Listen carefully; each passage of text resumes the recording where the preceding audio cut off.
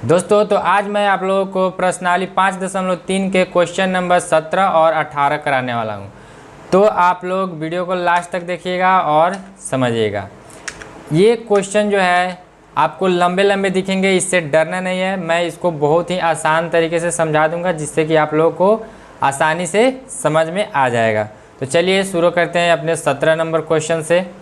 17 number question क्या कर रहा है कि एक स्कूल के विद्यार्थियों ने वायु प्रदूषण कम करने के लिए स्कूल के अंदर और बाहर पेड़ लगाने के बारे में सोचा। यह निर्णय लिया गया कि प्रत्येक कक्षा का प्रत्येक अनुभाग, यहाँ पे आपका हो गया, प्रत्येक कक्षा का प्रत्येक अनुभाग अपनी कक्षा की संख्या के बराबर पेड़ लगाएगा। कक्षा 1 का एक अनुभाग यानी कि कक्षा 1 का एक सेक्शन एक पेड़ लगाएगा। कक्षा 2 का एक अनुभाग 2 पेड़ लगाएगा। कक्षा 3 के एक अनुभाग 3 पेड़ लगाएगा इत्यादि। और ऐसे कक्षा 12 तक के लिए चलता रहेगा। प्रत्येक कक्षा के, यहाँ पे ध्यान दीजिएगा, प्रत्येक कक्षा के 3 अनुभाग हैं। इस स्कूल के विद्यार्थियों द्वारा लगाए गए कुल पेड़ों की संख्या क्या होगी, कितनी होगी। तो देखिए इसमें कह क्या रहा है, इसका हल देखते हैं। कह रहा है कि जैसे कि 1 क्लास है, ठीक है, 2 क्लास है, 3 क्लास है, 4 क्लास है, 5 क्लास है और ऐसे करके आपको 12th क्लास तक दिया गया है।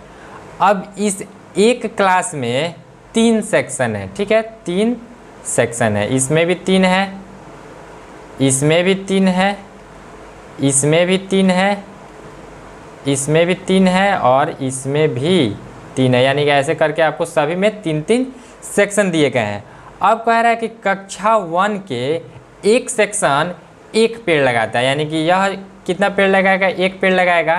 तो ये भी तो इसी का सेक्शन है, यानी कि ये भी एक पेड़ लगाएगा और ये भी एक पेड़ लगाएगा। यानी कि टोटल क्लास 1 कितना पेड़ लगाया, 3 पेड़ लगाया। तो यहाँ पे लिख लेते हैं 3, ठीक है। अब वैसा ही 2 क्लास, अगर 2 क्लास है तो एक सेक्शन 2 पेड़ लगाएगा, यानी कि यह 2 पेड़ लगाया तो ये भी 2 पेड़ लगाया और ये भी 2 पेड़ लगाया। यानी कि 3 सेक्शन है तो तीनों ने 2-2 मिलकर लगाया। तो टोटल कितना लगाया, 6। तो यहाँ पे 6 लिख लेंगे। वैसा ही 3 क्लास है तो एक सेक्शन 3 पेड़ लगाएगा, तो ये भी सेक्शन 3 ही लगाएगा और ये भी सेक्शन 3 ही लगाएगा। यानी कि 3 क्लास में टोटल कितने पेड़ लगाया गया, यानी कि 3 क्लास वाले ने कितने पेड़ लगाया, तो टोटल 3×3 9 पेड़ लगाया, ठीक है। वैसा ही अगर चौथा क्लास का देखिएगा तो ये भी 4 लगाएगा और ये भी 4 लगाएगा, ये भी 4 लगाएगा। यानी कि 4th क्लास वाले ने टोटल कितना लगाया, तो 12 लगाया, ठीक है।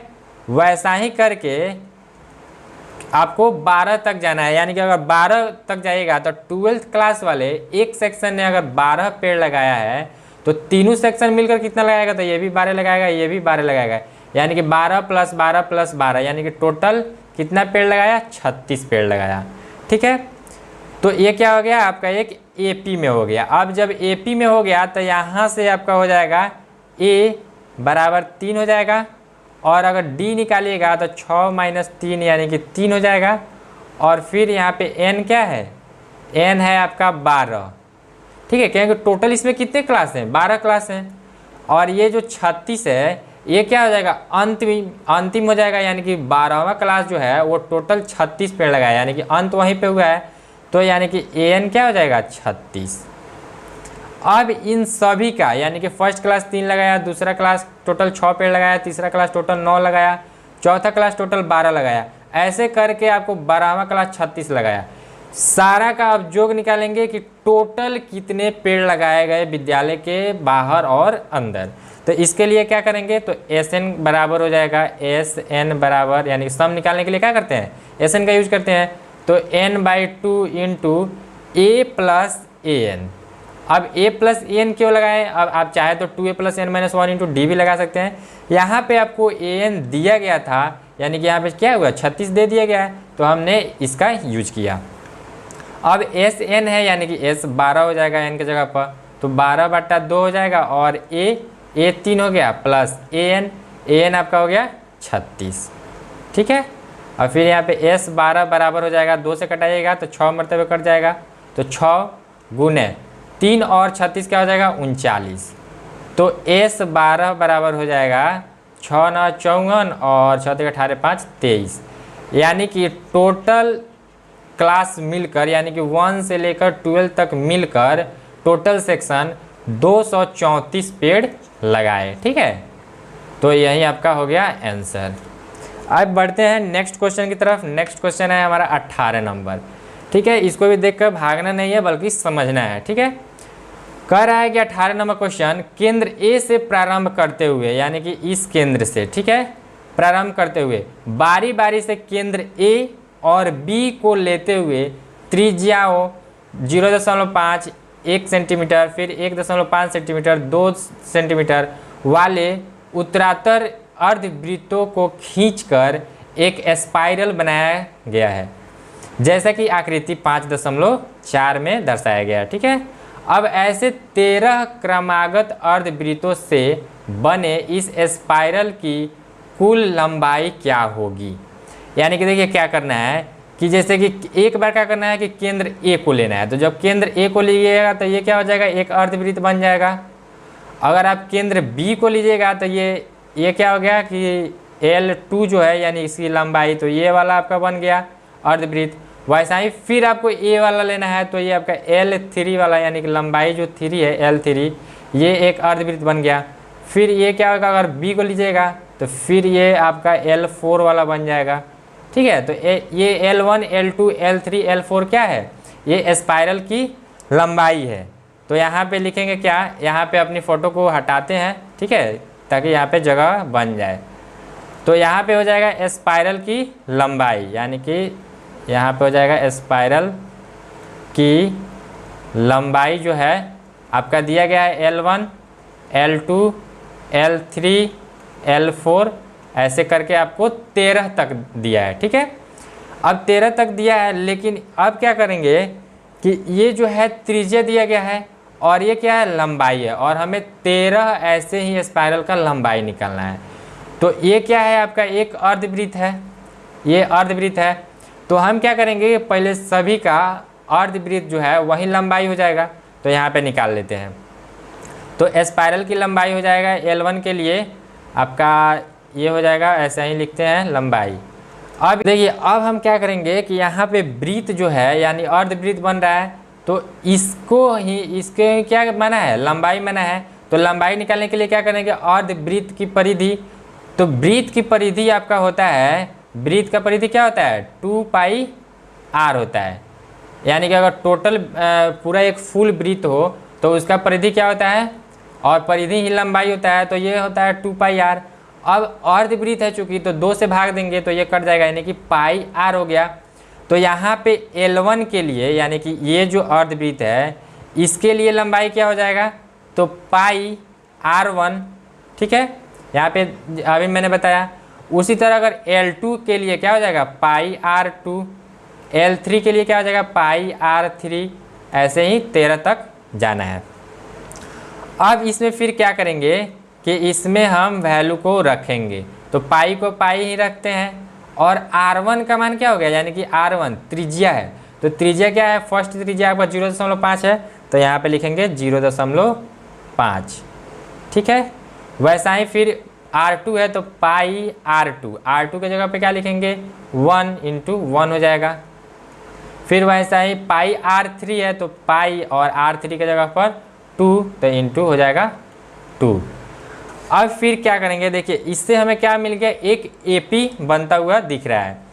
तो वो AP क्या है कि आपका हो जाएगा 0.5 पाई, फिर ये हो जाएगा 1 पाई, एक लिखते हैं अभी क्योंकि आपको समझने में दिक्कत ना हो। फिर दूसरा हो जाएगा क्या, यहाँ पे सॉरी यहाँ पे क्या हो जाएगा 1.5 है। ठीक है, तीसरा क्या है 1.5 है यहाँ पे, तो ये हो जाएगा 1.5 पाई। ठीक है, वैसा ही आपको आगे तक मिलता जाएगा। अब यहाँ से हम क्या करेंगे कि A निकाल लेंगे, तो A क्या हो जाएगा 0.5 पाई, और D क्या हो जाएगा, तो D क्या होता है अगला पद माइनस पिछला पद, तो अगला पद मान के चलिए A2 है 1 पाई, तो 1 पाई माइनस 0.5 पाई। अब 1 में से अगर 0.5 घटाइएगा तो ये तो 0.5 हो जाएगा, और पाई दोनों में है तो पाई आपका यहाँ पे आ गया।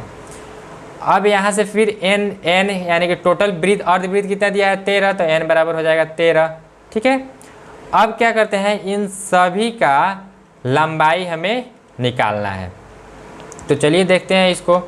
तो क्या हो जाएगा, एस एन बराबर n/2 into 2a plus n-1 into D हो जाएगा। ठीक है, टोटल का हमें क्या निकालना है, जो निकालना है। तो यहाँ पे s 13 हो जाएगा, n की जगह पर क्या हो जाएगा 13, तो ये हो जाएगा 13/2 और फिर 2 गुने a की जगह पर 0.5 पाई, 0.5 पाई प्लस फिर n की जगह पर 13 माइनस 1 हो जाएगा और d की जगह पर 0.5 पाई हो जाएगा। ठीक है, यहाँ पे 0.5 पाई। अब फिर इसको सॉल्व करेंगे तो ये हो जाएगा s 13 बराबर 13/2। अब यहाँ पे देखिए कि 2 गुने 0.5 पाई है, तो इसको क्या करेंगे कि गुना करेंगे, तो ये क्या हो जाएगा 1 पाई प्लस 13 माइनस 1 हो जाएगा 12 और गुना 0.5 पाई। फिर आगे बढ़ेंगे तो ये हो जाएगा s 13 बराबर 13/2। अब ये हो गया 1 पाई प्लस अब 12 गुने अगर 0.5 कीजिएगा तो ये तो हो जाएगा 6, और चूंकि गुना कर रहे हैं इसमें पाई है तो पाई हो जाएगा, यानी कि 6 पाई हो जाएगा। ठीक है ना। फिर आगे बढ़ते हैं तो ये हो जाएगा s 13 बराबर 13/2 और ये टोटल कितना हो गया 1 पाई और प्लस 6 पाई 7 पाई हो गया। ठीक है, अब फिर देखिए यहाँ पे आपका क्या हो जाएगा कि s 13 बराबर क्या हो जाएगा 13/2 गुने 7 पाई है, यहाँ पे एक स्टेप लिखते हैं। ठीक है, अब देखिए इसी को आगे बढ़ाते हैं तो s 13 बराबर हो जाएगा 13/2 गुने 7 और पाई का मान इसमें क्या बोला है कि पाई बराबर 22/7 लेना है। तो यहाँ पे क्या लिखते हैं कि 22/7 ले लेते हैं। तो 7 से 7 कट गया, 2 से ये 11 मरतबे कट जाएगा, तो हो जाएगा s 13 बराबर 13 गुने 11। अब 13 गुने 11 कीजिएगा तो क्या हो जाएगा, तो ये हो जाएगा 13 एकम 13 यानी कि 3 और 13 एकम 13 और 1 14। ठीक है, तो ये हो गया आपका 143, यानी कि टोटल उसकी जो लंबाई होगी 13 अर्धवृत्तों का टोटल जो लंबाई होगा वो 143 सेंटीमीटर होगा। यही आपका आंसर हो गया।